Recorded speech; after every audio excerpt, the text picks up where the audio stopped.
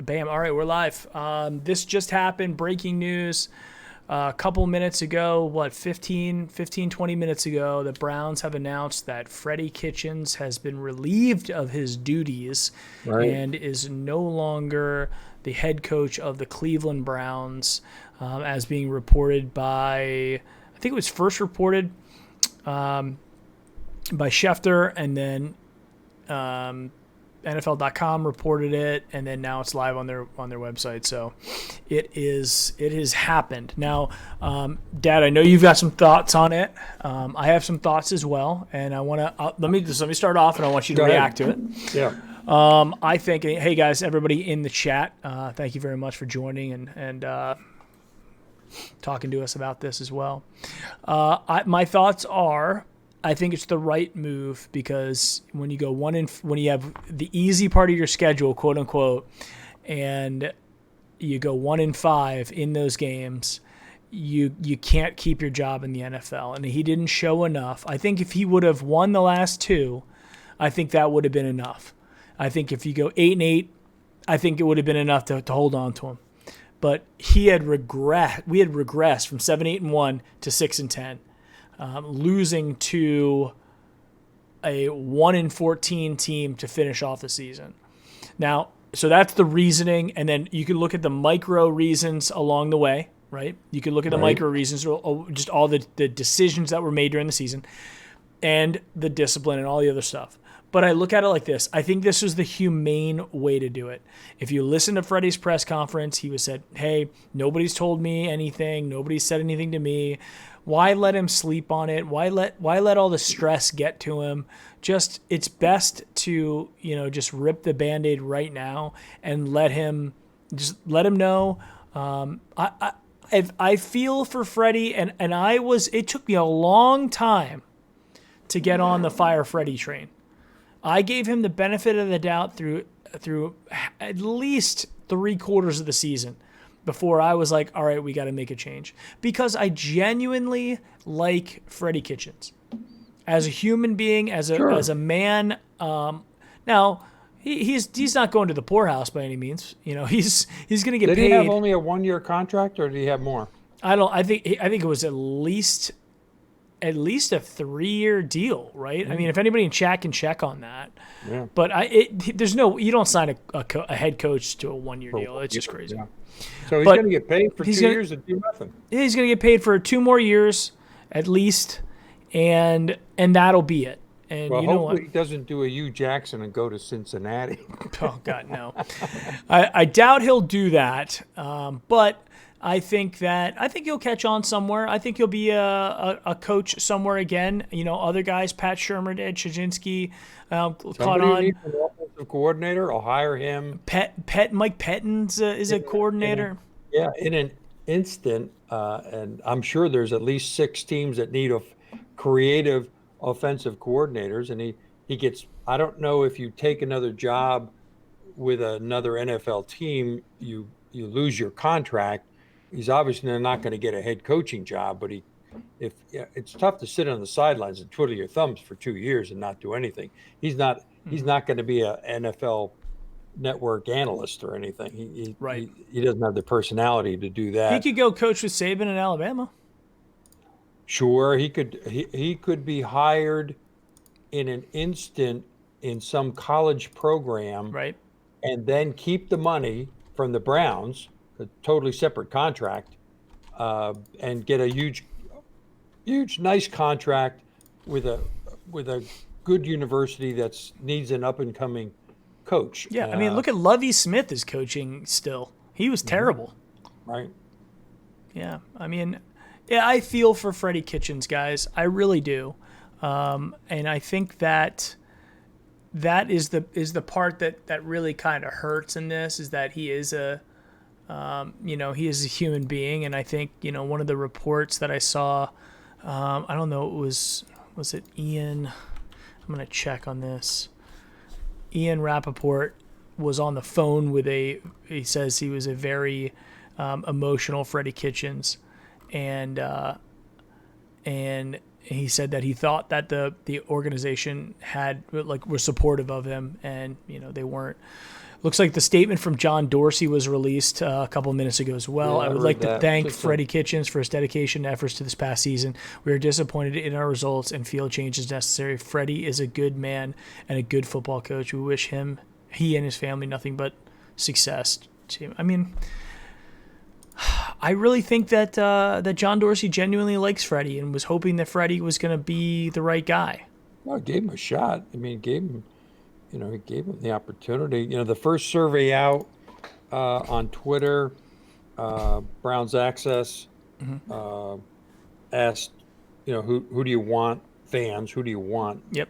Dog check, and 866 votes are in so far. What are the numbers on that? Pretty consistent from when I looked at it about 100 votes ago.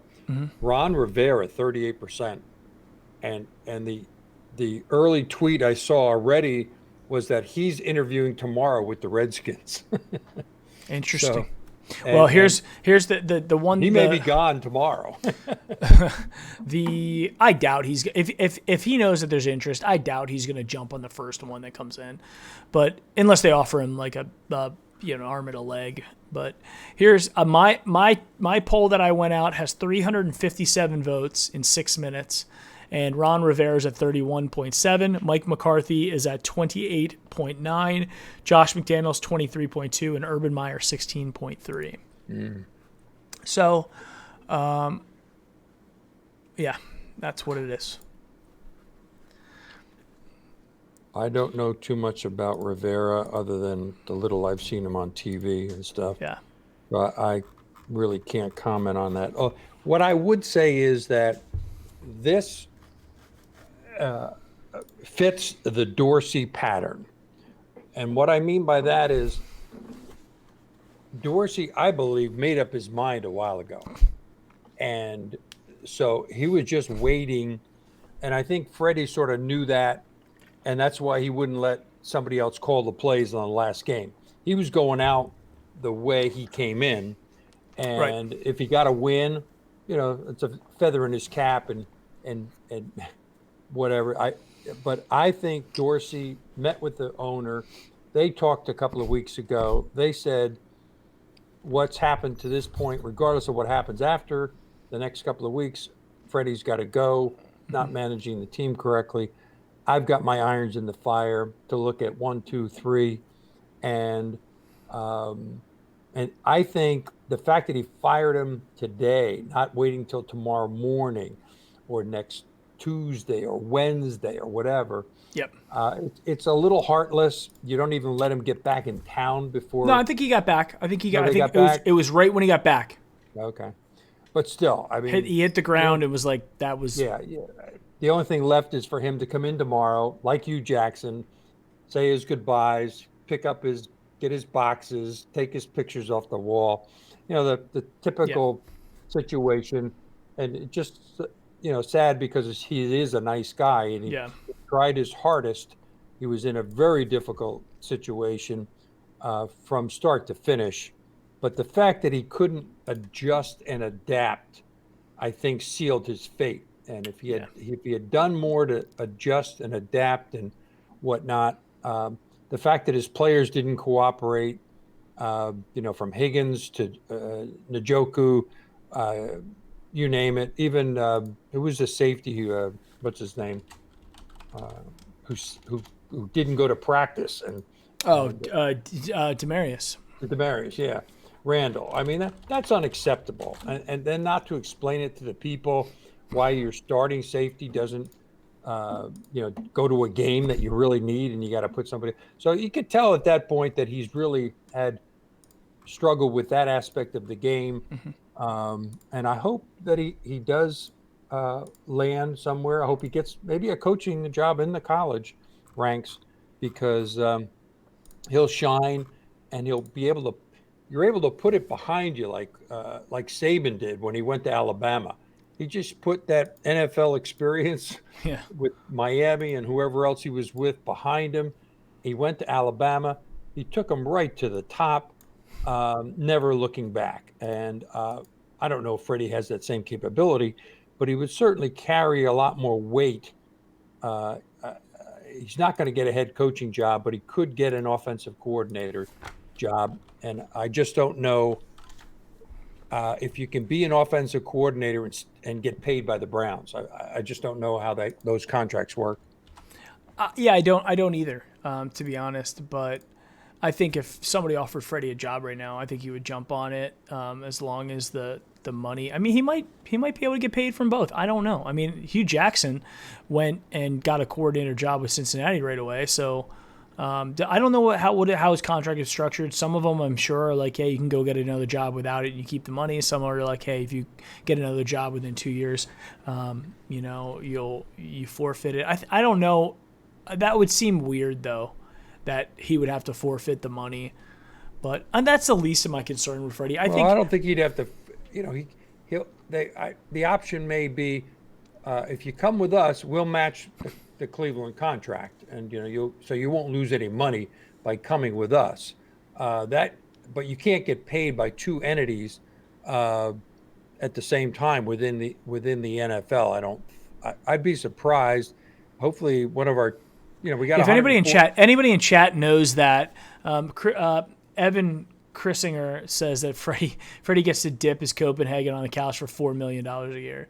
So yeah, at the end of the day, he's going to have money, which is, more money than he ever had before. It's not like he wasn't getting paid well as an NFL coach, but NFL head coach money is legit lottery money.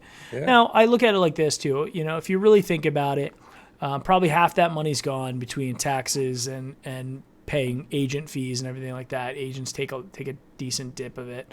So maybe he walks away with $2 million, something like that. But still, I mean, that's plenty of money. I mean, he could dry his tears with that cash. But I think at the end of the day with Freddie, I think he loved the Cleveland Browns. I think he loved the team. I think he wanted to be successful here, and it didn't go his way.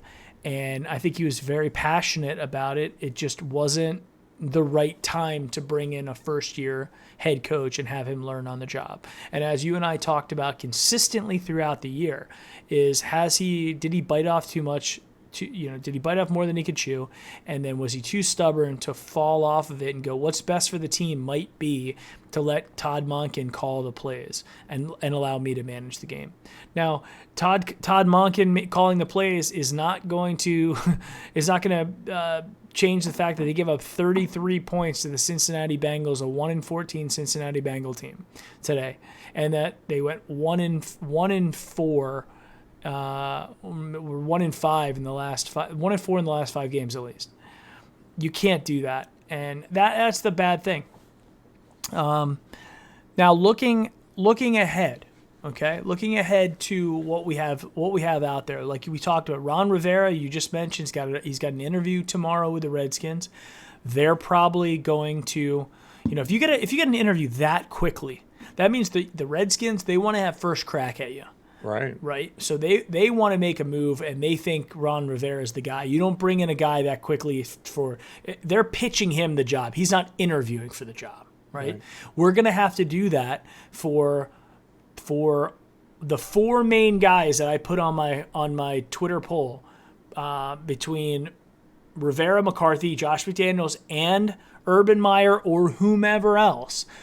We're going to have to pitch the job, but I think our job is I would take the Browns job over the Redskins all day. Yeah. I mean, each one of them is. Move your microphone back a little bit, Dan. All the jobs are important. You got to look at where they are in the potential scheme of things. Mm-hmm. The Redskins, they played halfway decent with. Was it Haskins? Is their rookie quarterback that got hurt? He didn't play today, I don't think. They got waxed pretty good by Dallas, I think it was. And so, but yeah, I think you take the Redskins. That's a feather in your cap. Obviously, the Browns have got the talent, and you got to have a really strong personality. And the guys that you rattled off on your survey, I think each one of them can handle, certainly the younger stars, because they don't have as much pull, but obviously Landry and Odell, they're the ones that can create the most noise and the most havoc and so forth for your team.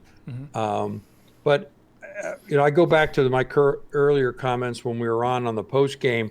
It's not only the head coach, but it's the head coach that has the influence to bring a good team with him automatically. Yeah. And that's why I think McCarthy can just snap his fingers, and he knows what he needs. He knows what he wants. He's got some loyalty out there. People would jump at trying to work for him. I don't know if it's that easy for Urban Meyer. Rivera probably has been around long enough. He could probably put a team together. Josh McDaniel, I don't know. I don't know how he would put a team together. He's been around. Josh McDaniel's been around for a long time. He's got enough contacts within the stuff he did with the Patriots, and then what he did with Denver, and then coming back to the Patriots. He can grab some of those guys that he is currently, some of the younger coaches at the Patriots, give them higher level positions. So, I don't know. Especially if the Patriots go down this year and they don't win the Super Bowl, which is not very likely because they're going to have to go through Baltimore and Kansas City. Right. Because they lost today and Kansas City locked up the second seed, the bye. So now they have to play in the opening round of the playoffs without a bye, and they don't get to play in Foxborough.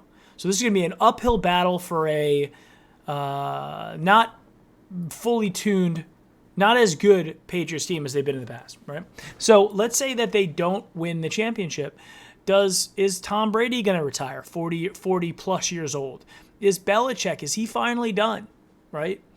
All of those things are going to play into what happens with Josh McDaniel, because if Robert Kraft comes around and says, "Hey, Belichick's retiring, Tom Brady's retiring, and I'm handing you the team." Can you look up Rivera's record? Ron Rivera? Yeah. Let's look at his pedigree. Head coaching record for Ron Rivera. He is 76 63-1, 546 record. He made the playoffs. Actually, I'm not sure how many times he made the playoffs, but his record in the playoffs was 3-4. Right. So, and now look up Mike McCarthy's record. Okay. Mike McCarthy is 124, 77-2. Wow. With 10-8 postseason record in 13 seasons, including 6 divisional titles and a Super Bowl. That tells me what I want to know right then and there. I mean, that's what I thought about him. That's what I thought his record was going to turn out to be like. Yep. I thought Rivera's would be a little bit better considering all the hype that has been, last couple of hours, last couple of days since he's been available and his name's been thrown out and so forth. Yep. It'd be interesting. Is there a prior track record with history with Dorsey and McCarthy? No, but we do have guys in our front office that come from Green Bay, and the guy's name is slipping my mind right now.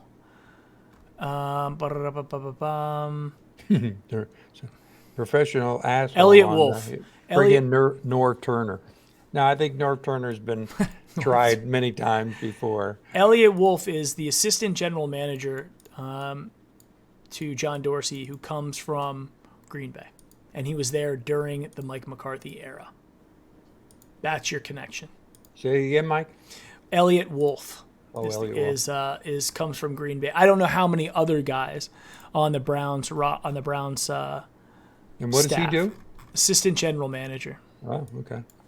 He's also the son of the old general manager to the Green Bay Packers. He is the son of Ron Wolf, who was the Packers GM from 99 to 2000. I think Dorsey has his guy. Mm-hmm. I don't think he would have acted as fast as he did if he already didn't have his mind made up and he's got the guy halfway in the door and all that's left is crossing the T's and dotting the I's. That strikes me as a Dorsey move, especially the move that he made tonight by firing Freddie right away, not waiting till tomorrow morning, not waiting till the Redskins interview Rivera. He just, he wants, like us, he wants to move on. Day one, he wants to move on, which is tomorrow. Yep. Now, instead of being Tuesday being day one, Monday is day one. And we are on a new path until we get our head coach. And then the real new, I think, Browns era starts with Odell Beckham in the fold, the other stars in the fold. Maybe Higgins and Njoku hang around. They certainly will get a shot. I don't, unless Dorsey has already given up on him, and like he did on Austin Corbett and got rid of him. Yep. If he's seen enough between those two guys, and that'll be the first discussion he'll have with the new head coach. Do you want to keep these two guys? And unless they know them, chances are, he says to Dorsey, "Well, get me two good guys in their place, and I'll take them." That type of thing. So, but at least now they have a shot. I don't think they would have had a shot with Freddie Kitchens. I think both would have been gone, and then it would have been a question of, do we get any talent for those two people? We didn't. I don't think we lost anybody in the game of any significance. So, health-wise, we survived the last game.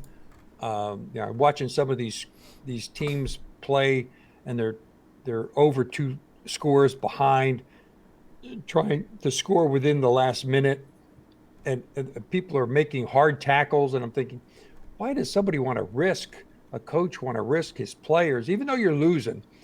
You take a knee and you say, "I'm sorry, I can't win this game. I am not going to risk my players." When it doesn't even mean anything, even if we did win the game. I mean, that's how bad some of these things were. Yeah.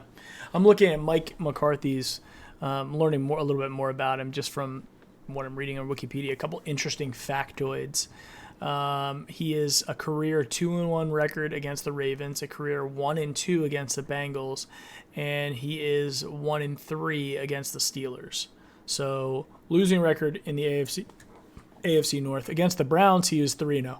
So, so I guess there wasn't a losing record because of that. NFL head coaches under whom Mike McCarthy has served from 1993 to 1998. He served under Marty Schottenheimer of the Kansas City Chiefs.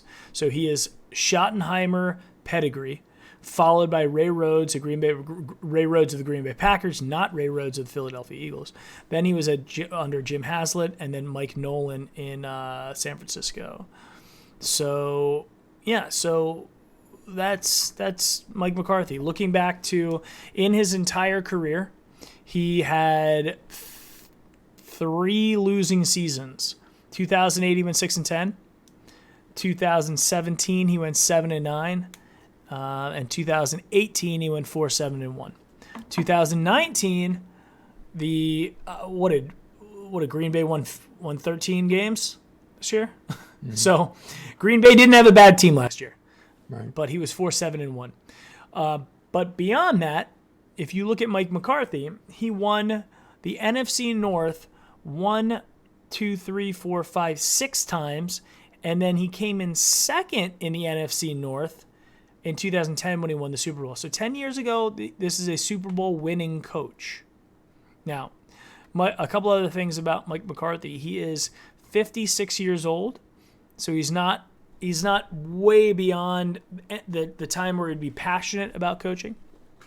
He is from just outside of Pittsburgh area, so he's from the Cleveland, Pittsburgh area, so he's familiar with the landscape there. Mm-hmm. And it could be a really good pick. On paper, he would be the best coach the Browns had hired since Schottenheimer. And Schottenheimer really created his legacy starting off with the Browns before going to Kansas City. So he would be the best on paper. However, the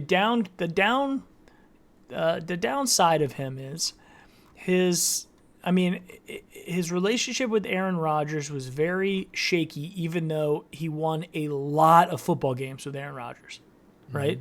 He was with him the entire time and won as many as 12 games and lost as many as 10 games. Yeah, it'd be interesting to look at the receivers the year that they had a bad year, um, because they were losing wide receivers left and right. I think that year, which put Rodgers in a bad Yeah. spot.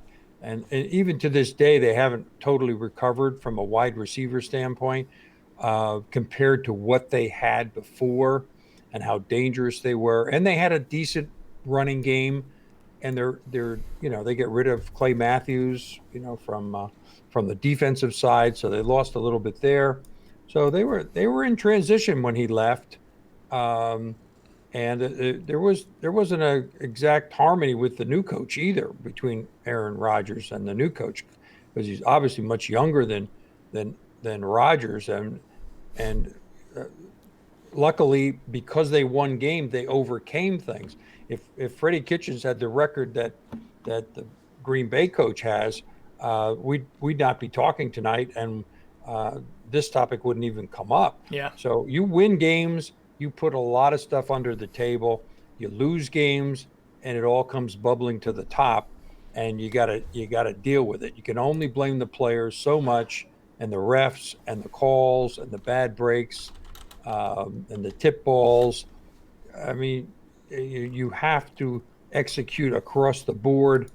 It sounds like Freddie thought he had a shot at surviving, Yeah. and maybe he was a little shocked that it happened this fast, the minutes after he lands in Cleveland.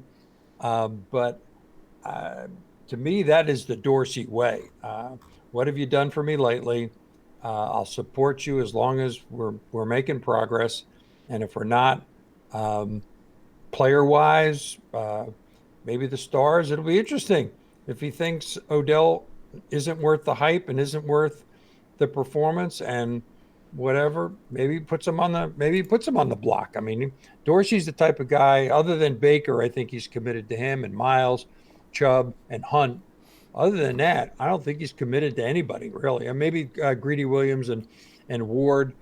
They're still really really young, and coachable.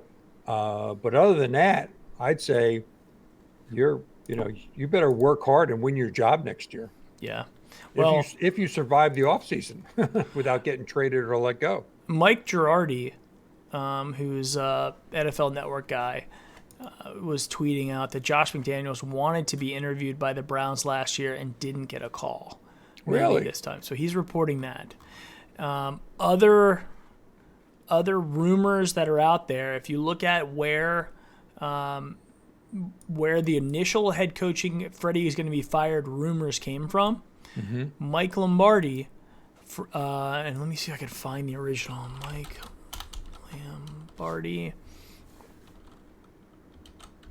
I don't know if I can get him. I don't know if he's on Twitter or not. Why would he not be? But he was the one who was originally reporting that he had two sources saying that Freddie Kitchens would be fired today, and that the Browns are going to clean more house than that. Now, I don't think John Dorsey's going anywhere. I think John Dorsey is Oh yeah. he's the Pope.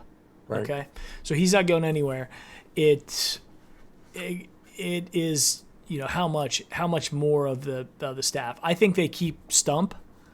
I think they keep possibly. I'd have to go through the list, but I mean, we might have some coaches that we keep. I can tell you that we've got some coaches that we might hold on to. Looking at Josh McDaniels, let's talk a little bit about and Mike. And the reason why I was bringing up Mike Lombardi is because he's got connections heavily with the New England Patriots. So he might have talked to Josh or talked to Josh, but that seems what it is. Josh McDaniels is 43 years old. He is, let's look at his coaching tree. Bill Belichick, he coached under Nick Saban at Michigan State. Coached under Steve Spagnuolo Spagnolio. I can't pronounce his name. For the Rams. Adam Gase coached under him. Mike McCoy coached under him. And Eric Studsville coached under him. Looking at, let me see if I can get his head coach record. Denver, he was 8-8 in 2009. That's the Tim Tebow year. He finished second in the AFC West, made the playoffs. No, hold on a second. Hold on. He did make the playoffs. This can't be right. Hiring Jay Cutler. Could I be wrong? No, you're right. I am wrong. He didn't bring Tim Tebow to the playoffs. That was Fox. Yeah. Okay. Well, his record in Denver was 8-8 and then 3-9 and was fired. So in 2010, which that means middle of the season, gone. Ben Axelrod says Ron Rivera, Josh McDaniels, Urban Meyer, and all the other candidates for the Cleveland Browns head coach. So he wrote an article about who it is.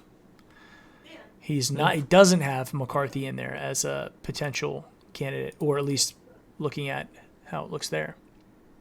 They fired the head coach of the Browns, so that's why we're back on. Are you still? Your mom is here. Yep.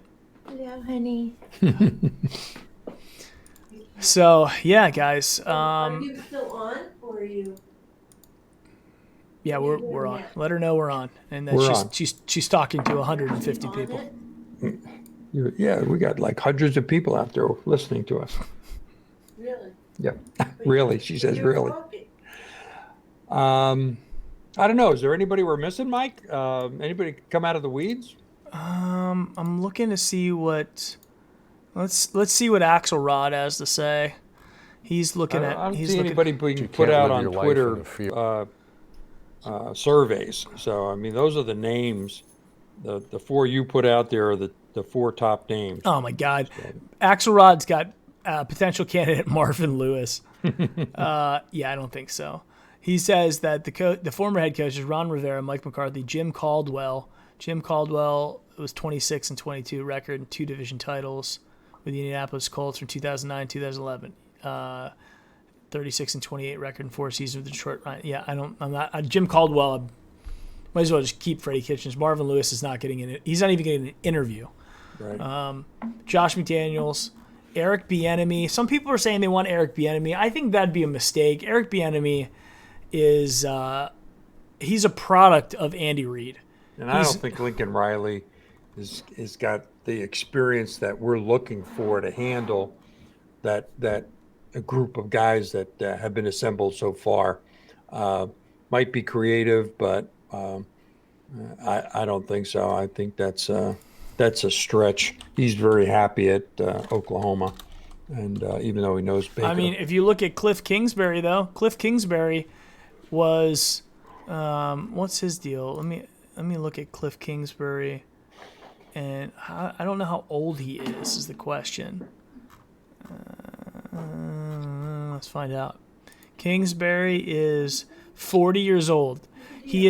Cliff Kingsbury is poor man's Lincoln Riley without the success in college. Lincoln Riley at least can say he's a successful head coach, but he is not. I mean, Kingsbury was the offensive coordinator for A&M when Johnny Manziel won. He also coached a little bit of Baker and some of that stuff too.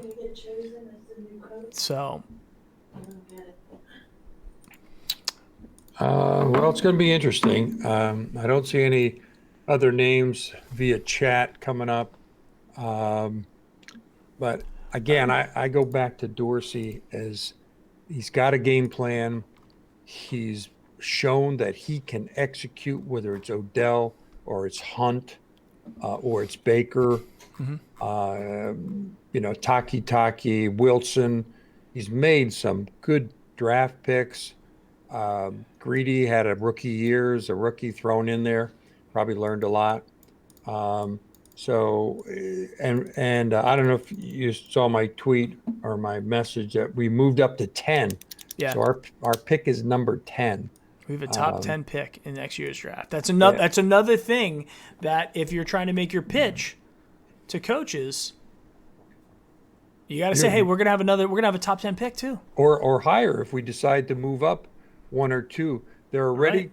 saying in a mock draft that we're going to take an offensive lineman, and there's two, one ahead of us that's going to be taken by, I don't know, Arizona or somebody like that, and then we get the second. We get the second offensive lineman that, and I forget who they had, but he plays. I don't know if he plays for Iowa. Yeah, there's a guy from Iowa who's supposed to be like pretty legit. Yeah, and they can play guard and tackle, so he's got a little bit of Just give versatility there. just give me a tackle. I don't I don't need a guard / tackle. I don't need a utility offensive lineman. Just give me a tackle, and launch Hubbard and Greg Robinson to the moon. See ya.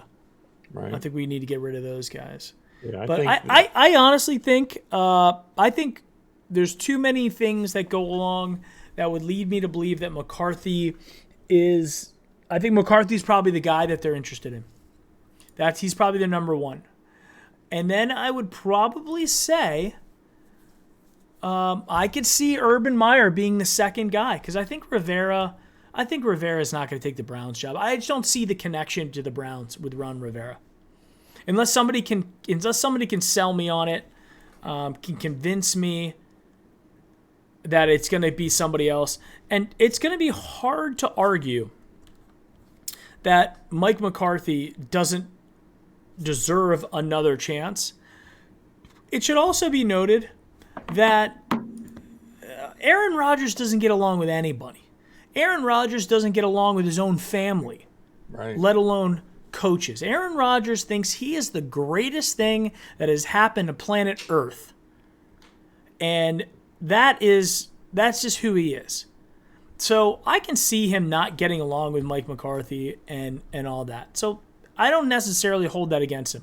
I'm more concerned with the fact that Mike McCarthy had a team that was sailing, playoffs, Super Bowl, consistently winning 10-plus games and dominating his division, and then the last 2 years he's there, boom, fell off the cliff. Now I think there should be some analysis that goes into what happened or what created that situation. And I think that's my only hesitation about McCarthy, because on paper, again, if you take away the last 2 seasons that he was there, holy crap, I mean, it would be the greatest thing ever. Right? Yeah, the draft that I was looking at was one of the ones on obviously on the internet. They have him picking Alex Leatherwood, offensive tackle / offensive guard from Alabama. Yeah, I mean, who knows what's going to happen between now and the draft? I mean, we haven't seen the combine, we haven't seen, a lot of stuff. So I think it's way too early to speculate what happens. Other than I think Burrow's going number 1. I think he's going number 1, and probably Chase Young number 2. Those are 2 guys. So then we have then they think the offensive tackle from Georgia, Andrew Thomas, will go to the Lions. That's who they have as the 3rd pick. And then our guy, Leatherwood, would come to us at 10. What about the USC guy? Oh no, there's another right before us. They think Jacksonville may take Tristan Wirfs. Wirfs, an offensive tackle from Iowa. That's who I was getting. So there's 3 offensive tackles in the top 10 being touted. Well, and then it comes down to how does your head coach value drafting offensive linemen? How have offensive line draft picks gone with these guys in the past? So we'd have to do a lot of analysis to dig in to see who's drafted offensive linemen. Now, again, this is going to be Dorsey's call. Dorsey's not going to give up the reins on selecting players. That 100% is going to be his deal. So he's going to say, I'm going to give you the groceries, and hopefully if it's somebody that he respects, then it's something that they'll have a partnership deal. Right. It to be honest, it would also. My question would be, is Dorsey how involved was Dorsey in the decision, or was it a Jimmy and D Haslam decision? Did Dorsey fight for Freddie to stay, or did Dorsey finally was he watching the same football that we'd watched all season and go, yeah, I blew it with Freddie this year? Yeah, I think he blew it with Freddie. Obviously, pulling the plug right after the last game, the night of the last game, so that he can get a fresh start come Monday morning. Yeah. It's not a heartless Dorsey, but he's in it to. It's a business. It's not a. Well, I think it was I think it was the humane thing to do. Why let if you know you're going to do it? The only way that they weren't going to let him go to today would have been if there was still some debate, Right. and if there was any debate between the owners and Dorsey, it was solidified today, right? So you have to look at that and go, we have a core set of players. We're going to have Myles Garrett coming back. We got to figure out what we're going to do with Njoku. We got to see if Higgins is going to potentially come back or not, because new head coach, maybe he likes Rashard Higgins. Who knows?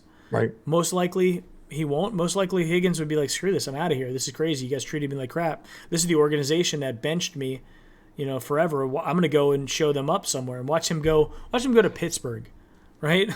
Like Joe Hayden did, and just light us up.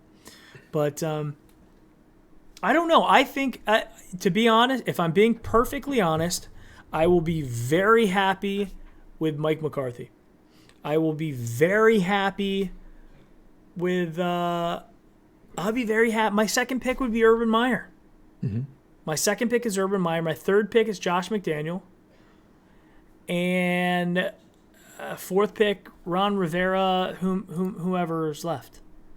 Yeah, I agree. I think it'd be interesting if we were a little, fly on the wall in Dorsey's office with the owner or the meeting, and how much has already been predetermined.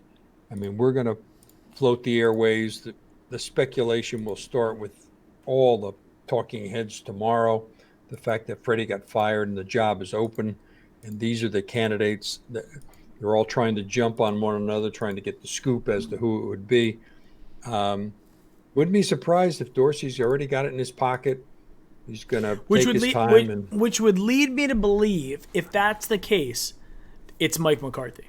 Yeah. With Elliott Wolf's connection to Green Bay, with the fact that McCarthy's been out all season, so he could be talking to McCarthy. Sure. Every day if he wants to. He could be asking McCarthy, what do you think? What would you do differently? How would you strategize? And just keep it between those two guys. He can't do that with Josh McDaniel. You got a GM that says, here's the talent, you use it. I'm not going to tell you how to coach. If I was going to tell you how to coach, I might as well go down on the field and coach myself. No, I think he needs somebody he can just say, and that's when I hired people, when I was in the corporate life, all I wanted to do was hire people that were competent, that I didn't have to micromanage and worry about their performance, who is going to make me, their job is to make me look good. So I was more than happy to delegate, more than happy to get people that wanted the authority and so forth. As long as they respected me and my position and, ran things by me and so forth, that's the way I like to operate. So to have a good tandem between those two is critical.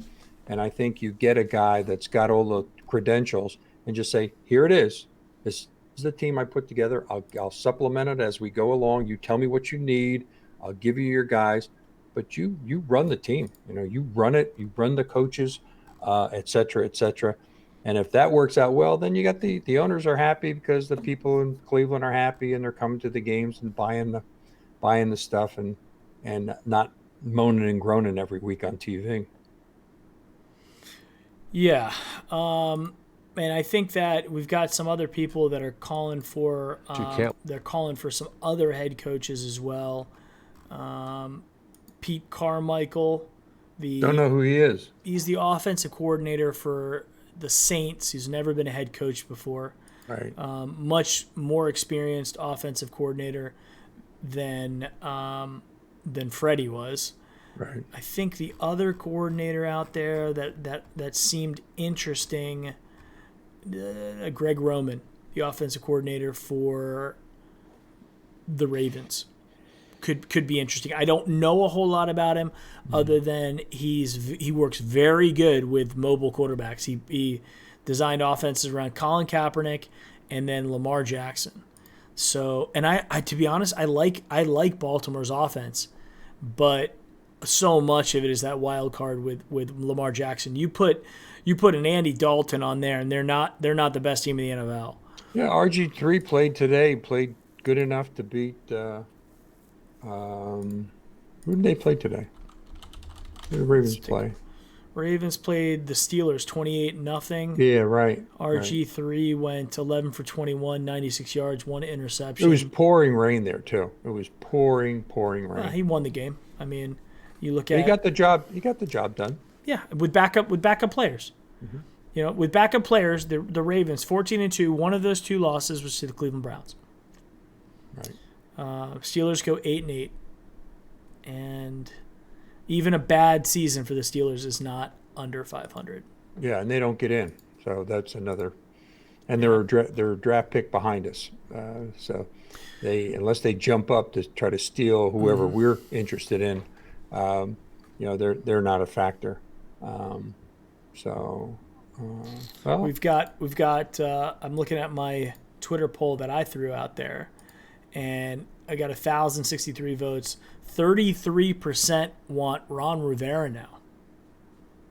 33% of the 1,000 votes want Ron Rivera. Mike McCarthy 27.6, Josh McDaniels 22, Urban Meyer 16.5. I would honestly, before I would put money down on Ron Rivera, I would need somebody to make the argument to me why, where the connection would be with Ron Rivera. And again, here let's go think about this. Mike McCarthy has been out of football all season. Mm-hmm. Okay. And last season, I think he probably didn't want to jump right back into it. He wanted to take a season, take a breather, sit at home, chill, and then take a look at the field and then make the determination where he wanted to go from there. But I think between the connections with the Browns and the fact that he is somebody that you could talk to. You couldn't talk to Josh McDaniels. You can't talk to Ron Rivera, right? You can't. Mm-hmm. You could talk to Urban Meyer, so that he might be in the mix with Urban Meyer, right? Mm-hmm. But I think that Mike McCarthy makes the most sense. And if I'm Mike McCarthy, right? If I'm Mike McCarthy coming with a 125-77 record, having coached a very good Aaron Rodgers, one of the best Hall of Fame, first ballot Hall of Fame, no doubt, generationally one of the best quarterbacks in the league, right up there with Peyton Manning and Tom Brady. That generation is Aaron Rodgers, or number 1 Tom Brady, number 2 Peyton Manning, number 3 Drew Brees, give or take, right?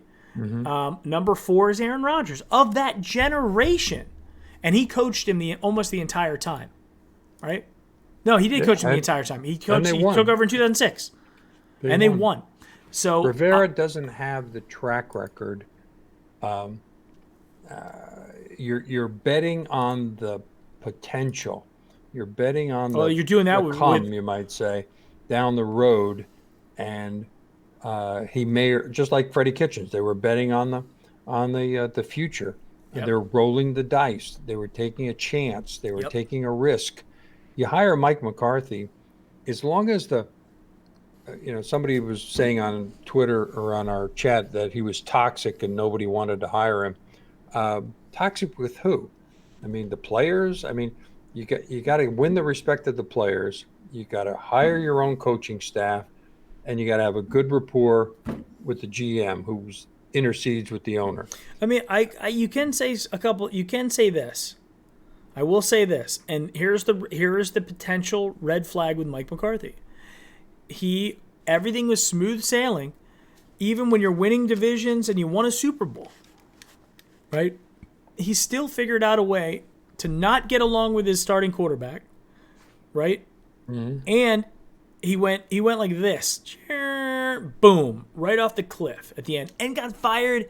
How many Super Bowl winning head coaches with a massively higher win-to-loss ratio have been fired mid-season? Right? That tells me that the Packers were like, all right, I mean, even Freddie Kitchens didn't get fired mid-season, right? You have to be pretty bad. Things have to be bad for them to go, you know what, we're better off hiring some underling than going with you, 125 and 77 Super Bowl ring guy. Yeah, well, so that is the potential scary thing with Mike McCarthy. And who knows, maybe he is toxic. Maybe he is a very difficult guy to work with and work for. You know? I can tell you in my career and the things I've done, I've had bosses and senior leaders that I thought were terrible, and then we couldn't get any worse, and then they've hired worse people. Sure. That always not my happens. current. I would say if anybody from work is watching right now, not my current situation. My current situation is very happy with leadership, but in the past, I have had that happen. Sure. You look at resumes and whatnot. You're never sure what you're going to get unless you've got personal contact. You've got personal references. You do a pretty good interview and know that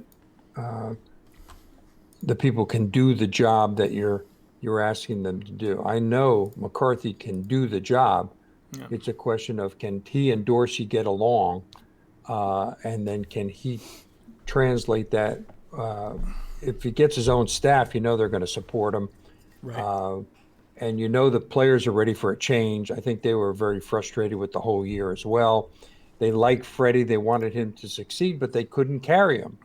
And they don't have to worry about carrying Mike McCarthy. He'll carry himself. You just need to do your job, and hopefully whatever and I can't imagine he would come in if he didn't think he could manage Baker and the other people and get him on a winning track. Because he's been a head coach, he probably could take another job somewhere else. He could obviously go to college if he wanted to as well. So it'll be interesting to see. You know, I think the key is between Dorsey and the head coach. It's got to be the right chemistry. Yeah, and I think that Dorsey hired Andy Reid. So Dorsey's not afraid to hire strong coaches. Strong coaches, right? Strong, good coaches. Dorsey knows a good coach from a bad coach. He took a flyer on Freddie, and it didn't work out. He's not going to do that twice. Andy Reid was unemployed for a day. I mean, he went right from Philadelphia right to Kansas City. Well, you also look at that. I mean, you also have, Alex Smith was not a bad quarterback.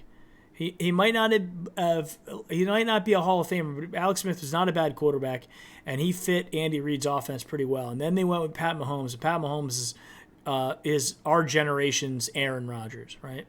This generation's Aaron Rodgers. I think here's the other thing that I would take into consideration, as you and I talked about before, and as we talk about often, about what you have to be as a head coach and a senior leader, a CEO.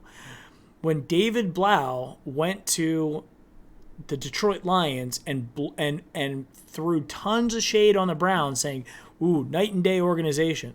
Okay, right. The Detroit Lions are worse than the Browns record wise, but they had a better structured organization, right, and a more consistent structured organization than the Browns. And I think that matters. I think that matters to the players, and that's one of the things that if you're a leader and you let your team, you let your people do whatever the heck they want, and you don't have sound structure to how you run things, that creates chaos.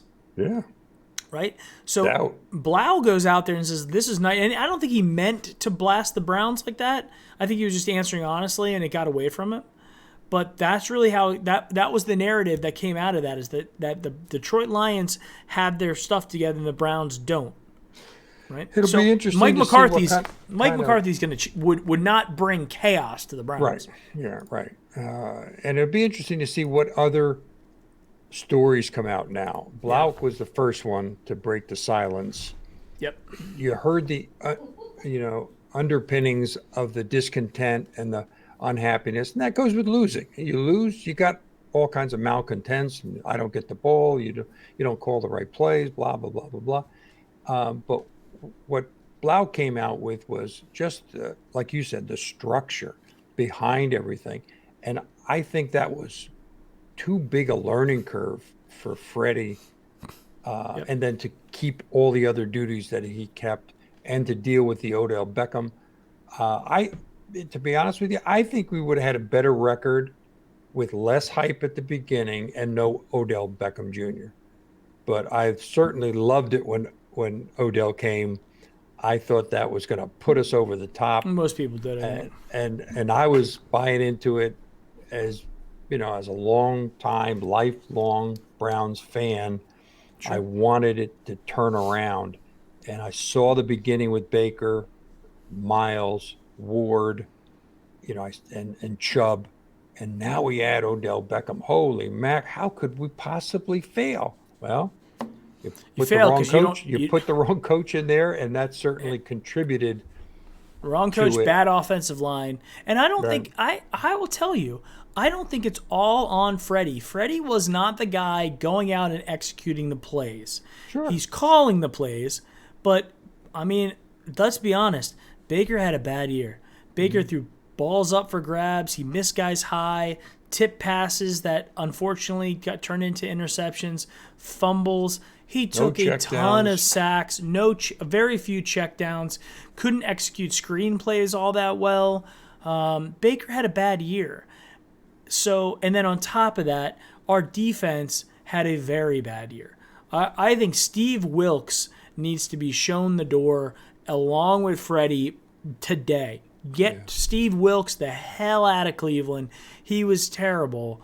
And once I finally caught on to that, I mean, you give up 33 points to the worst team in the league. That's on you, dude. Like you don't have a good defense. You're not calling good. When we had the games like Denver and Miami, even though we won it, but Denver and this Pittsburgh with Duck as the quarterback, we're not putting pressure on. Like, how are you not today? The Bengals put pressure on us nonstop. Right. And we have a bad offensive line, so they're just like, hey, we're just going to pound your offensive line. Right. But the Cincinnati Bengals do not have a better offensive line than us. We put no pressure. We didn't blitz the linebackers. Joe Schobert played 5 to 8 yards back, dropped back, never was behind the offensive, never broke the line of scrimmage, never attacked the quarterback. And I think that's the thing about Joe Schobert, that if he's wondering about, hey, is Joe Schobert going to get paid? Are they going to try to bring him back? I watched Joe Schobert all day today. He did what he always does. Tackles guys 4 to 10 yards after the line of scrimmage. Right. Occasionally puts himself in a good luck situation where a ball comes his way and he makes a catch for an interception. But my Lord, really, for us to not have linebackers that can attack the quarterback, I do think Mac Wilson's going to get there. But I think he's a coverage guy as well. He didn't attack the quarterback, or at least we didn't have the scheme to have him attack the quarterback. So, yeah. Yeah. How many times did we do a fake to the running back when he was under center versus he does very little of that when he's in the shotgun. If you did an analysis, I would think we probably threw the ball 80% when we were in the shotgun. Sure. So very predictable. Under center, just the opposite. I would say we ran the ball probably 80% of the time. Now, that's okay if you're making yardage, and then it certainly opens up your game if you fake it to Chubb or Hunt and then throw. the offensive line or the defensive line's got to respect those two runners. And I didn't see a lot of that today. I just didn't see a lot of that. Maybe I missed it. I'll look at it again tomorrow. The last Well, I will game. tell you, anybody out there, we have a guy, the truth in our chat. Baker isn't leading the Browns to Super Bowl. He doesn't have it between the years. Time to consider a vet quarterback. What vet quarterback would you like? Jeff Garcia, Jake Delhomme, Josh McCown. I mean, we've gone. Eli Manning. I mean, how many? Who do you want? Right? We have one of the youngest teams in the league with a quarterback that set the rookie NFL record for touchdown passes. And you want to dump him right now for some retread quarterback? Aaron Rodgers is not going to be available, right? You know, Kirk Cousins. Would you pay all that money for Kirk? Yeah, Cousins you want Kirk Cousins? You want Case Keenum? Keenum? Yeah. Like how much money? You want Ryan Fitzpatrick? You want him there? Look at all the money Osweiler got, and he got bounced around from team to team to team. I think he is a backup on somebody's team. One nice story this year is Tannehill. Tannehill played great today. He lit up the Tannehill. Texans. They won by 2 touchdowns. I think I'm pretty sure we had a shot at Tannehill. We could have drafted him. Now he didn't do well for the Dolphins. He was hurt a lot too. I think Tannehill he was hurt quite a bit and never came into his own. And I think the change of pace in Tennessee was really what he needed. I think if anything, Mariota's career is over or looming. He'll be a backup quarterback for forever, right. If he's willing to accept that role. But anybody who wants to get off the Baker train now, you're making a wrong decision. And if you're adamant about getting off the Baker train now, then you don't get to be happy when he does well, when he recovers from this. Baker Mayfield, if you look at his career through high school, through college, through the early time in the pros, he's not a guy who gives up and quits. This is a fighter. You watch his scramble today, where he rushed over on the left side and put us in the position to score, and gets knocked out of bounds and throws the ball down screaming. That's the guy that we want. Absolutely, right? You want passion. Yeah, you want somebody who cares. You really want to try to have somebody that comes off the field like Peyton Manning. He not only comes off the field, he goes right to the bench. He starts flipping the pages. He starts looking at the tablet. He starts talking to the coaches. Mm-hmm. And it's whether it's the first quarter, the second, the third, the fourth, he's in the game. You see all these other quarterbacks just go back and hang their head and wait for somebody to call them on the phone or some coach to walk over to them. Yeah. That type of thing. And, of course, your offensive coordinator is the head coach on the sidelines. So now you got your backup offensive coordinator talking to Baker on the bench. So you're not talking, he and Freddie were never on the same page. I got the feeling throughout, coming and going on and off the field, but not just in constant harmony with one another because, Freddie just had too much on his plate. Right. Well, hey guys, I want to talk to you guys, and this is a weird time to announce this, but we in the effort to make some improvements to the channel. And by the way, if you're not a subscriber, subscribe to the channel right now. This is going to be pretty consistent Browns content, hype videos, live streams, everything like that. But in order to make improvements to the stream next year, we're launching a Patreon account, right? So you guys are the first to know. And I'm not going to ask you to donate anything because I haven't really put all that much into it just yet. I'm going to put the link in chat right now so you guys can see it. But so we have a new Patreon. If you guys want to help support the channel, we're $1 and you're a Patreon supporter, and we're gonna put a ticker in the bottom of the screen that's gonna list off everybody's name who's a supporter, and then we've got a couple different tiers of the Patreon as well. So if you guys like the channel, if you like the hype videos that we come up with, if you want to participate in the live streams, if you want to get a chance to win the giveaways that we do, please consider being one of the first patrons of the Brownie postgame, with the initial goal of getting to $53 a month. Once we get to $53, then we can get an official non-hacked version of Adobe Premiere. And for $53 a month, that's what the Creative Cloud costs. And I would love to do that because I'm putting together a new computer. I'm not going to ask the chat to pay for that. But it would be great if we could get at least $53. And I have tiers going all the way up to $1,000 a month. If we get to $1,000 a month, right? Let me go to that tier, or what the goal is. Okay. The goal of $1,000, I will be purchasing 2 tickets. Well, we're going to be purchasing Browns here. Let me go through the tiers. First tier, the first goal is $53 a month, so I can get Adobe Creative Cloud. $200 a month, we're going to do a Browns giveaway for a Browns jersey every live stream. Every live stream, once a week, we're going to give away an official Browns jersey. Right? Good. $300 a month, I'm going to be giving away 2 Upper Bowl tickets to every Browns game. Every home game, if we get $300 a month. $500 a month, there'll be 2 lower bowl tickets that we give away, because usually they could range about $250 each. Well, we should put a whole chart together, Mike, and It's on the Patreon page. So if you guys want to check out the Patreon page, I just linked it for you guys to check out if you're interested. That would be awesome if you could. It starts off with $1, and we're gonna put your name down there, and then it'll go up to $1,000. If we happen to get $1,000, that'd be insane. You guys would be crazy to give us $1,000 a month. But those are the tiers. Anyway, back to the chat. There's a lot of guys in here. I want to give some shout outs. Mick the Dog, Gary Washington, Ohio Biker, Evan Christianer, Tyler Berard. I don't know how to pronounce this. Sorry.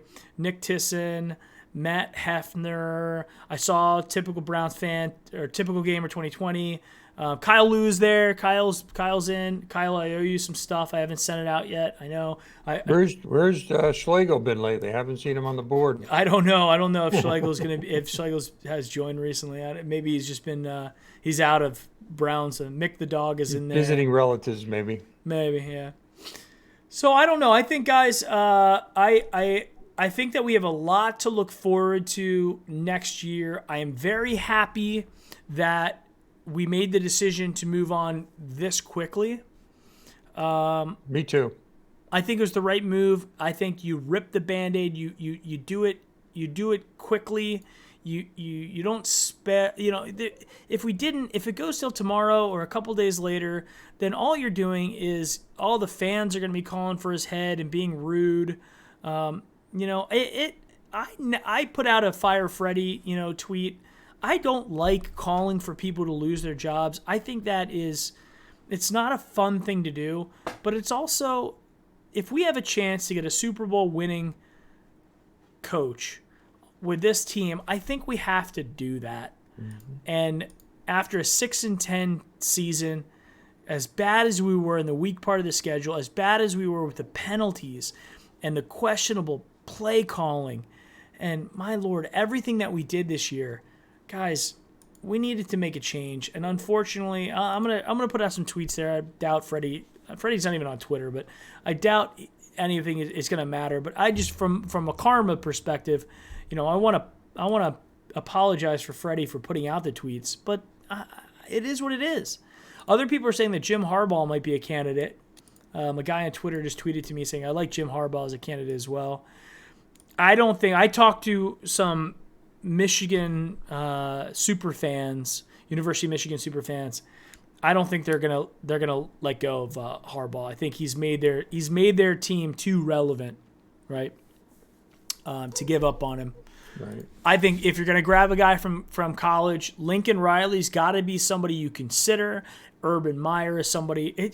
You know what? It's really weird though, because you and I had talked about this earlier in the season, real early in the season, and I remember throwing out the name Urban Meyer and was nervous to even say it because of what kind of reaction I was going to get on Twitter and in our live streams. And now it's interesting that it's being mentioned now, right?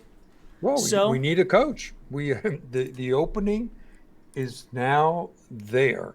It's like when a Supreme Court justice dies or retires, mm-hmm. The opening is there, and then every name from both sides of the aisle comes out in terms of who they're looking for and who they think is going to be the next great Supreme Court justice. The thing I liked about Trump, not to get political, was the fact that he put out all those names ahead of time, 21 names. He says, I'm picking somebody off of this list. You want to start harping on people you don't like, feel free to do it, but these are and he stuck to it and he picked people off that list. I think Dorsey is that same type of guy. He's got his man already picked out. He did the tough stuff, which was to fire Freddie, get through the season. He didn't want to fire him before the games were finished. He wanted to give him a full shot, even though I believe he and Aslan made up their minds 3 or 4 games ago. I think maybe after the Denver game was the debacle, and certainly after the Cardinals game was a debacle. You can't put up with that and think that you're on the right track. Yeah. You at least Dorsey is saying, not only do I know that the Browns need more talent, and this is what I've been getting for you for the last 2 years. Now I know you need more talent, and you need more talent in the front office. I took a shot at with Freddie, made a mistake. I'm not perfect. Let's correct it. Let's move up to that level in the coaching staff, and let's get a good support staff underneath him. Hey, we have a first patron. Okay, good. We have a first patron. All We right. will always remember the first patron that is Who is here. I want to send a personal thank you to Derek Jones. All right, Derek. $1 patron. You are now the official first patron. Patreon number 1. Patron number 1 of the Brownie Postgame YouTube channel. Derek Jones, thank you very much. Literally just popped up in my email when I was looking through. And he edited it from $1 to $5. Oh, wow. We got $5 coming in, guys. We are on our way. Thank you very much, Derek Jones. I really appreciate that. That is amazing. All right, Derek, you are patron number 1. Patron number 1. Wow, that is amazing. Thank you so much, Derek. And your name will be down there in bold on our ticker the next time we go live. That's amazing. Other thing, I just want to read off a couple things. Getting into the psychology here for a second. So we read off the John Dorsey quote, the official statement from John Dorsey about Freddie Kitchens. It was very short. Haslam came out with something too. Yeah, so I want to read the statement from D and Jimmy. We thank Freddie for his hard work and commitment to this organization, but did not see the success or opportunities for improvement to move forward with him as our head coach. Our focus is on hiring an exceptional leader for this football team, and we will take a comprehensive approach to this process. We are excited about the core players we have to build around and develop, and we look forward to bringing in a strong head coach that will put this group of players in the best position to succeed. Now, that could be PR writing it. But no matter what, you're not going to release something from the owner of an NFL team unless they've at least read it and had their blessing. 2 things I take away from this statement from D and Jimmy Haslam. Our focus is on hiring an exceptional leader, and we will look forward to bringing in a strong head coach that will put this group of players in the best position. So I think those are the 2 things. They didn't look at Freddie as an exceptional leader, and they didn't look at him as a strong head coach. What are the things that does say? An exceptional leader, can you if you had to say Josh McDaniels, would exceptional leader be a way that you would describe him? It's hard to say because he hasn't been the leader. Belichick has gotten all the credit, and he has turned over. How many successful coaches have materialized under Belichick? Not that many. They're still trying to win their wings, you might say, earn their stripes. Great assistant coaches. But Belichick controlled, he controlled everything from start to finish. I think you're right, Mike. I think that statement says a lot in terms of and it says a lot in terms of, I think we already know who the guy is, as opposed to you put out that criteria and you look on the outside and you got nobody there.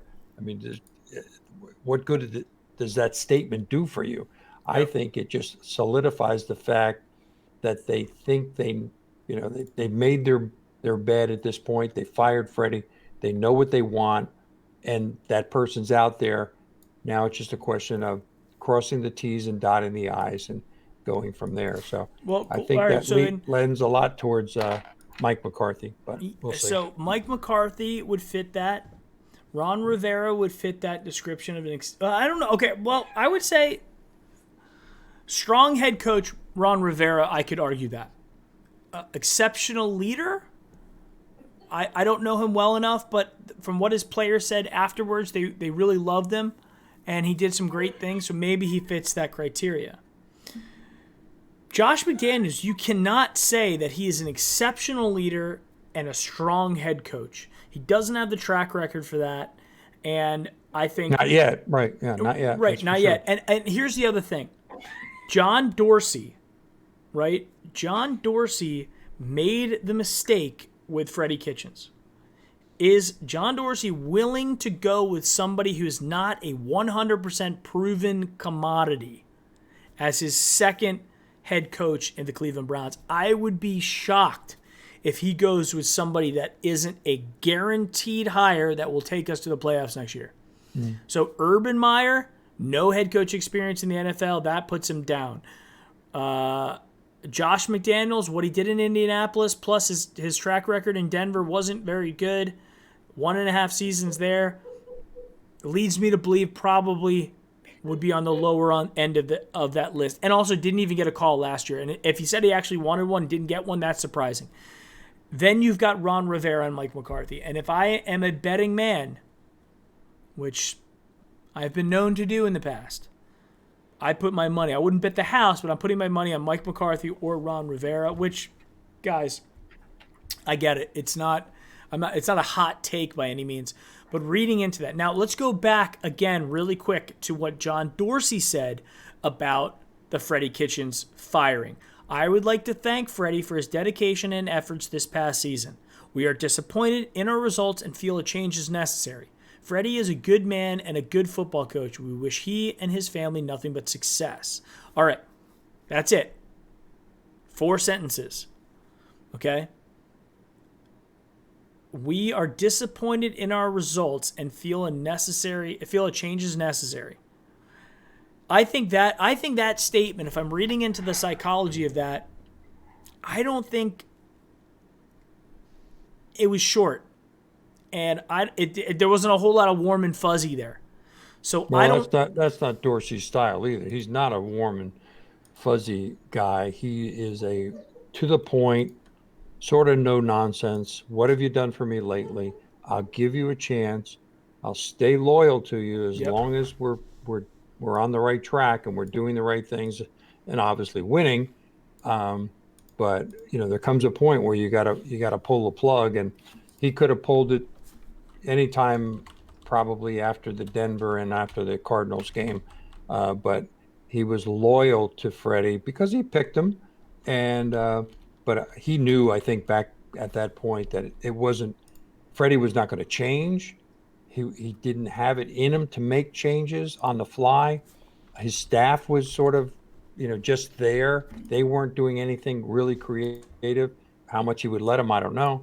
So, I got to think that Haslam and Dorsey know what they want to do, and I'm hoping that guy is still out there tomorrow or Wednesday or whenever they can finally pull the trigger.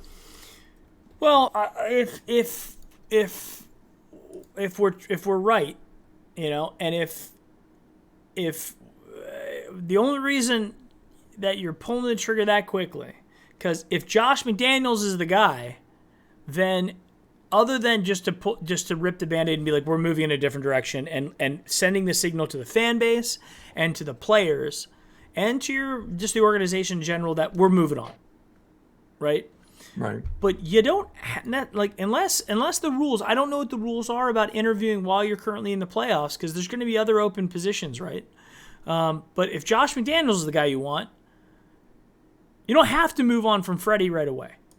Right. Yeah, you could have let it linger. You could have let it, hang out there for a while. So I guess I'd be surprised if it was Josh Daniels. If it is, You know, my vote would go for McCarthy. I guess I would live with Rivera if they felt that he was the right guy. But you got to trust Dorsey. Haslam is just an owner. If he knew what he was doing, like Jerry Jones, then he'd play that role. He hired Dorsey for a reason. Dorsey, I think, he's not perfect. I mean, what person is perfect in the NFL? Nobody. Right. So you're going to make mistakes. You just hope that they're not really big ones, and they're not ones that you continue to do over and over again. And Dorsey doesn't strike me as that type of guy. He makes a mistake, he moves on, he'll make it better. He'll certainly try his best to do that. And I think that's what he's doing with Freddie. I made a mistake. It didn't work out. Things, none of the stars aligned to give him the opportunity to get into the playoffs, which would have been a success. And he wouldn't change. And I think the fact that he wouldn't change is what sealed his fate eventually.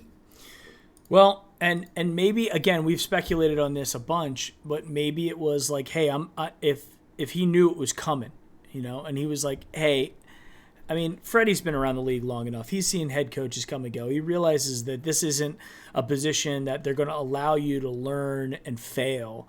You have to win. You have to win immediately, especially with this much talent going into it, this much hype going into the season. You had to win.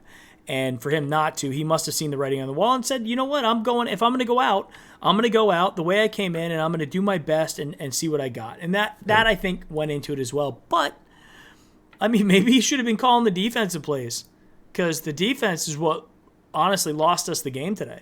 No, he didn't have a strong enough influence to change things on defense. Now, granted, you lose your best player, you lose other players. It really hampers the way you can play defense, and you have to survive with the players that you have, and they did survive with Ward and Williams being out. That there's a credit to them. They won some games, but they came back and we started losing. So it's go back to the Haslam thing. We need a strong person, and I think Dorsey's got his man picked out. Just a question of when will we hear about it? I don't know. I mean, the speculation's out there about McCarthy, and I've got a guy who's Papa Roach 711 on Twitter who just sent me a tweet with a thing about about Mike McCarthy, a video that I'm going to check out here in a little bit. If I like it, I'll retweet it. I am, to be honest, I think I'm selling myself on Mike McCarthy being the guy, but I do have that hesitation there. And that hesitation in the back of my mind is can he learn from what happened with Aaron Rodgers from that relationship? Well, is there a perfect head coach out there on any team other than Belichick? Is Belichick at this stage in his career perfect? Yeah, he's surviving. He loses Brady, and we'll see how much of a great coach he can really be without a Brady, and filling in all the holes and having an Edelman come in and pick up where other players were doing the exact same job. Get a tight end that replaces Aaron Hernandez and Gronk, and then Gronk, is gone, and now they're struggling, with that. I think the Patriots are in decline, and I'll be surprised how long Brady stays with them.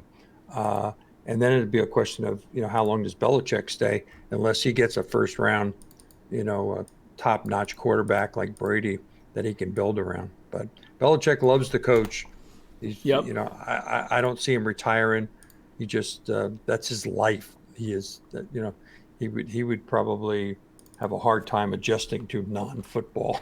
Yeah, that's true. But who knows? I mean, he's not going to be in there forever. You can't coach forever. There's guys out there calling for Bill Cowher to come back. I always wanted him to come back, but he just wouldn't come to Cleveland when his kids were still young and in high school. I think they're older now. I'd be surprised if they got him out of the booth and off TV to go back. But he's the type of strong, passionate, got a background with the Browns type of guy. No nonsense, successful, but I don't know if he wants the grief. Well, he hasn't coached since 2006. He went 8-8 in his last year after winning the Super Bowl the year before, going 11-5 in 2005. Right, he quit on top. Career record 149-90, 623 winning percentage, very similar to McCarthy, who has a 618 winning percentage. Both have one Super Bowl. Cowher had some up and down years. I don't think Cowher's coming out. I really don't. No, I don't think so. I don't see him. The money is not that important to him probably anymore. He's getting paid a ton of money to sit behind a desk and criticize other people. And he'll have to coach against the Steelers. Which he doesn't want to do. I doubt his name has never been really bantered about because he's just it hasn't passed him by. But you got Jimmy Johnson, you got other coaches that are out there that the game has moved on. You need a younger guy that can spend 12 hours, 14 hours, 16 hours a day, living, breathing the head coaching job. And to me, that's a younger guy to a certain degree. Certainly not somebody who's in their 60s or 70s or whatever. Right. It'll be interesting to see who we go with. Bill Cowher's to what Haslam said about being a strong person. Bill Cowher is 62 years old. Yeah. So he is hard to slow down at that point, Yeah. I was surprised that Gruden came back. Gruden is younger. He had success. He did the TV thing, and they gave him gave him the Raiders. They gave him a new stadium in Las Vegas, which he'll be a king out there until they start losing. And if they lose, they lost today. They came back and they tied Denver with less than a minute to go, and they decided to go with. They were behind by one. They kicked the extra point to go to overtime. He went for two, and what's his name? Carr went back and tried to throw a little slant over the middle, just how he had scored the touchdown seconds before to get within 1 point. So they almost called the same play. One of the defensive linemen jumped up in the air and batted it down. So he never got past the line of scrimmage. Right. And you could see that Gruden wasn't upset at all. I mean, he knew he was taking a shot. He didn't care. It didn't make any difference. And he just wanted the game, to win the game. He didn't want to go into overtime. And he figured he had a good shot. And if you only have to make 2 yards, you do have a pretty good shot.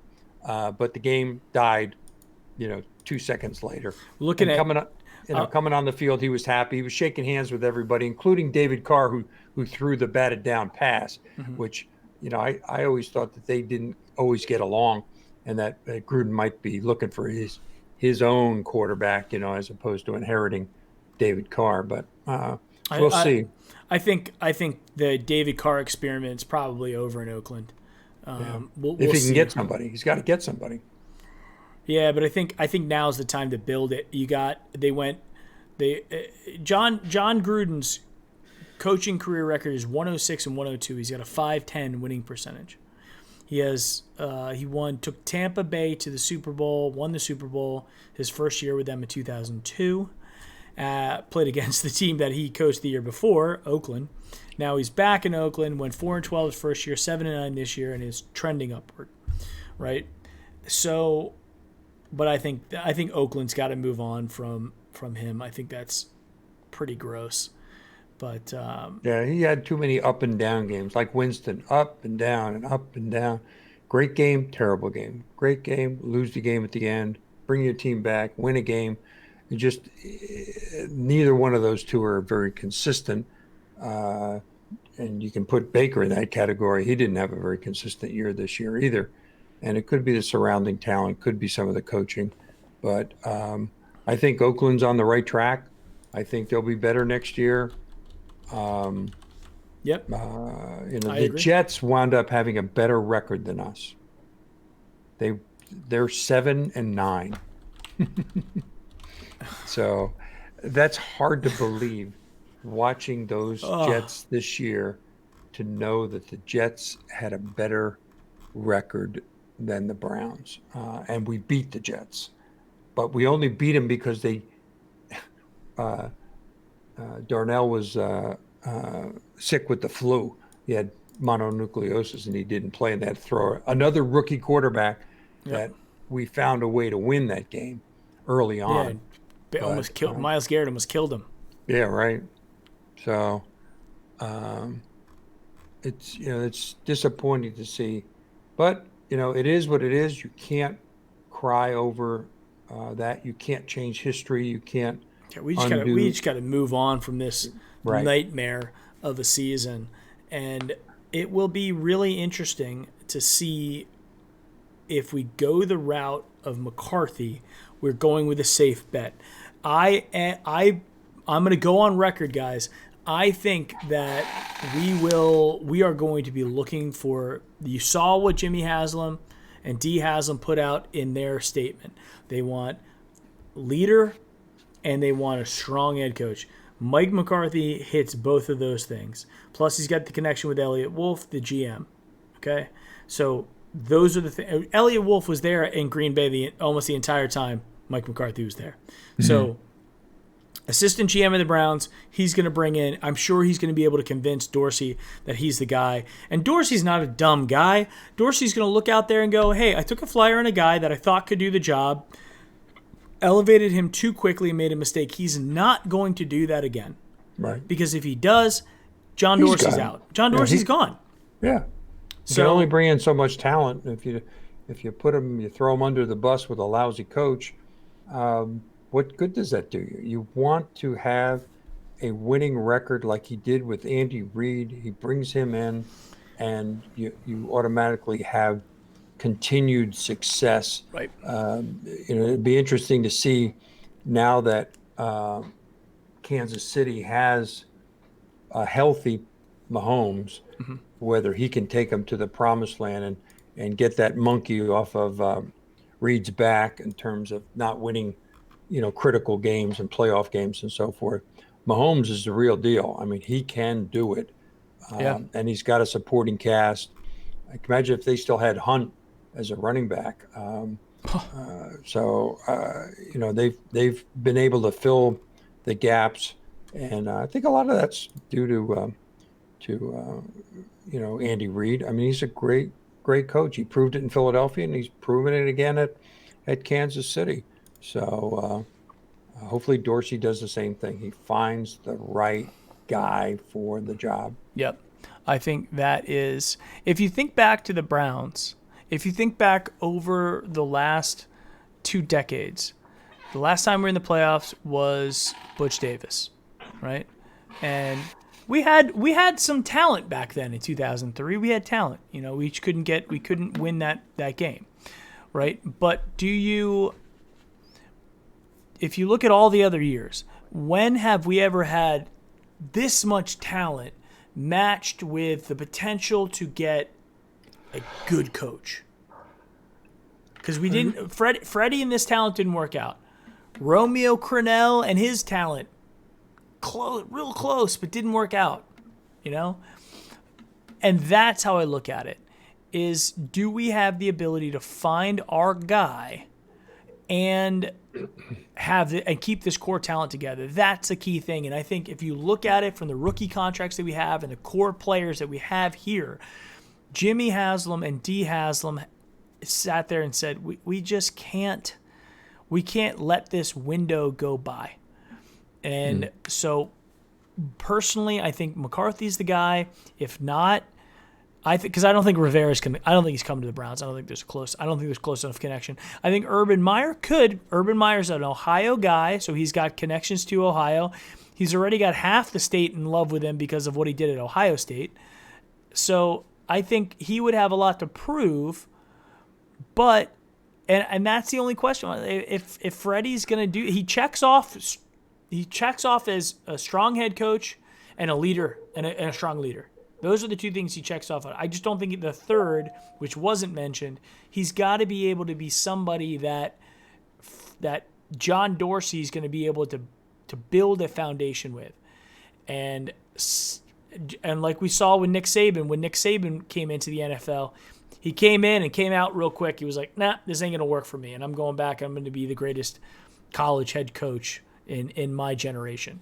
Right. So let me ask you this, though. I mean, do you think that there's any chance that Nick Saban will come back to the NFL and come back and coach the Browns? Yeah. Alabama hasn't won in a couple years. I mean, is he over Alabama? No, I don't think so. I think that's where he wants to be. Why would you want to go to, unless you're into football, why would you want to go to Alabama? It's just sort of in the middle of nowhere. Mm-hmm. It's not a big city like Miami was. He couldn't handle Miami. He couldn't handle the criticism. And day one, you're going to get criticized being an NFL head coach by everybody, unless you go 0-16 or 16-0. Yeah. So I don't see him coming back. He's got more money than he could spend in his lifetime. Well, the only reason we would come back is to say, like, hey, the only thing I couldn't do is win in the NFL. And is this a sexy enough position now to say, look at the talent that I have in place, look at the draft picks that I'm going to have. Is this the right time to do it? And if there is, maybe it is.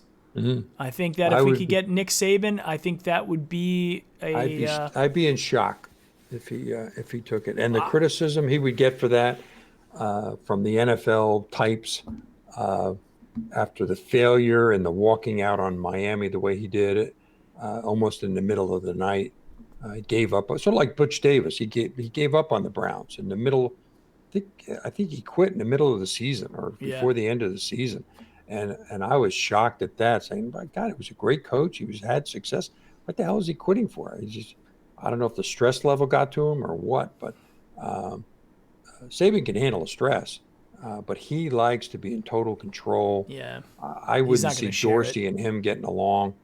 So I'd say I very little chance of that. I'd be in shock if that was the case.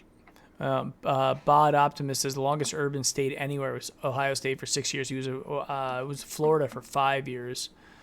So I mean, he doesn't stick around that long either. But I mean, head coaches typically don't stay around that long. Yeah, right. And in college, because of the rules, if you have a assistant coach who does something weird, gives some cash to a kid, like your whole program can be destroyed. So as much as you can really control things from a recruiting standpoint, you really don't have to recruit as a head coach in the NFL. They come to you. Well, yeah, there's millions of dollars there. It comes to you every year. You don't have to go on those jaunts to convince a parent to send your kid to your university. Now, Saban's had the luxury of saying, hey, you like Notre Dame.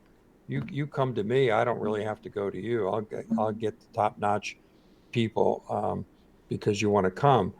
Virginia Tech and Virginia and other schools, they got to scramble around to convince people to stay home, stay in Virginia, play for us, and hopefully we'll have a team that gets some national recognition, gets you in the NFL. So I see little chance of and Jerry Jones obviously didn't want Jason Garrett to be let go. Right. So he locked him up. And anybody who's interested in keeping their coaches, they're going to lock them up. So the choices are limited, but there are good coaches there. And I think the fact that that Dorsey moved tonight, right after the game is over, right after Freddie got back, that he knows what he wants to do. It just, I don't want to embarrass people. Yeah. I want to cross the T's and dot the I's. And I would be surprised that within a week, we don't have our head coach. Well, that would be great if we could just wrap it up real quick. Right. Wrap it up real quick and be over with it. All right, guys, getting pretty late. We've been at it for an hour and 49 minutes. Right. But I want to say thank you to everybody. I also want to say thank you to Derek Jones, our first patron, $5 patron. It's amazing. Thank you, my friend. And you will get all the cool stuff that comes along with those different tiers. Everybody, check it out. If you get a chance, I'm going to link it again. The Brownie Post Game Patreon. Be one of the first. Be one of the first 10 guys on there and help us out. Help us help you. Right, yeah, because it's all going to giveaways. It's all going right back to the fans. Correct. The guys who participate, to join us in the pregame, join us in the postgame. Those are the guys who are going to get the chance to win things and to be part of this discussion. And boy, I'm excited already. I mean, how great do you think it would be, honestly, if we got to give away season ticket or just tickets to every Browns game? Yeah. That's really the goal. If you guys go and look at the tiers on Patreon, it's not to make money for ourselves. That's not what it's about. It is about giving back to the community as much as possible. And if we could give away tickets to every Browns game, that would be I think that'd be the coolest thing in the world. Right. I really do.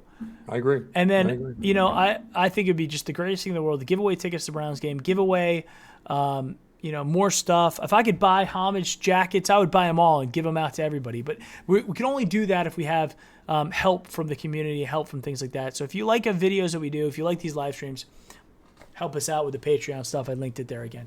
Guys, thank you very much. We appreciate you all. Hopefully good things will happen. Knock on wood. Sorry to see Freddie go because he's a good guy. Just like John Dorsey said, I'll echo that. I think he's a good man. I think he's a good coach. It just didn't work out in Cleveland. But hopefully greener pastures are ahead for all. And go Browns. Go Brownies. 2020. Here we come.